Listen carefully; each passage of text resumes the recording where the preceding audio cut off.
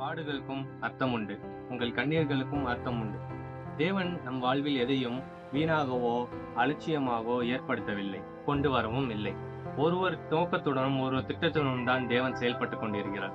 நம் வாழ்வை குறித்து அவருக்கு பெரிய பெரிய காரியங்களும் நோக்கங்களும் சித்தமும் உண்டு.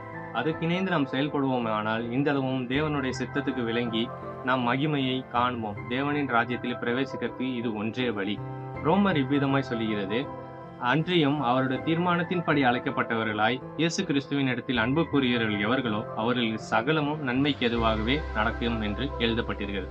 அன்றியும் அவருடைய தீர்மானத்தின்படி அழைக்கப்பட்டவர்களாக நீங்கள் அழைக்கப்பட்டதோ, நீங்கள் இன்று விசுவாசியாய் இருப்பதோ அவரின் தீர்மானத்தின்படியே அல்லாமல் தேவனின் ராஜ்யத்தை கட்டுவதற்கும் தேவனின் ராஜ்யத்தை எழுப்புவதற்கும் ஒரு சாட்சியாக வாழ்வதற்கும் மாத்திரமே. அதை நீங்கள் நிறைவேற்றுவீர்களானால் தேவனின் மகிமையை இன்றளவும் காணுவீர்கள். உங்கள் கண்ணீர்களுக்கும் உங்கள் மீறுதல்களுக்கும் உங்கள் பாடுகளுக்கும்